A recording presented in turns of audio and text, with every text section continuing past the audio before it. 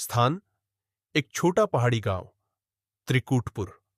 समय वर्ष 1995। त्रिकूटपुर एक छोटा सा शांत गांव था जहां लोग शाम ढलते ही घरों में दुबक जाते। कहते हैं कि यहां बरसों पहले एक तांत्रिक आया था, काल भैरव। वो अपने काले जादू से मरे हुए लोगों को उठाने का दावा करता था। एक रात गांव वालों ने उसे एक सिद्धि करते पकड़ा जहां वो एक नवजात शिशु की बलि देने वाला था। भीड़ ने उसे पीट पीट कर मार डाला और उसकी लाश को श्मशान के पीछे वाली नदी में बहा दिया। लेकिन मरते वक्त उसने एक शाप दिया था, मैं लौट कर आऊंगा और तुम सबके खून से अपने कर्म पूरे करूंगा। 20 साल बाद वर्ष 2015 गांव में एक नई सड़क बनाई जा रही थी। निर्माण कार्य के दौरान नदी के किनारे खुदाई में एक लकड़ी का डिब्बा निकला। उस पर अजीब लिपि में लिखा था, मुझे मत खोलो।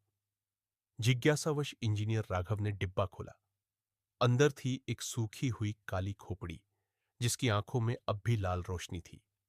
उसी रात से गांव में अजीब घटनाएं होने लगीं। लोग नींद में चलते हुए गायब होने लगे। कुत्ते रात में हवा में भौंकते थे और श्मशान से धुआं बिना आग के उठने लगा। काली रात, पूर्णिमा की रात, पूरे गांव में अंधकार छा गया। बिजली, मोबाइल सब काम करना बंद हो गए।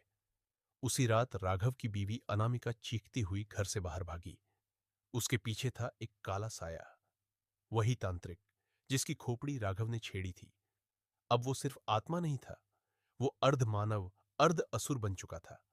उसकी शक्ति उसकी खोपड़ी में थी और जब तक वो सही स्थान पर वापस न जाए तब तक वह अमर था। गांव के पुराने पुजारी बाबा हरिदास ने बताया कि सिर्फ एक ही तरीका है तांत्रिक को रोकने का, रक्त शुद्धि यज्ञ, जिसमें 7 कुंवारियों का रक्त और एक तपस्वी का बलिदान चाहिए। लेकिन गांव वाले उस पाप में नहीं पड़ना चाहते थे। तब बाबा हरिदास ने खुद को तपस्वी के रूप में बलिदान देने का फैसला किया। यज्ञ आरंभ हुआ। तांत्रिक ने पूरे गांव को घेर लिया।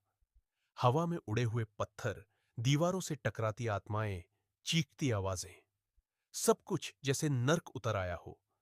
बाबा ने अंत में खुद को अग्नि में समर्पित कर दिया।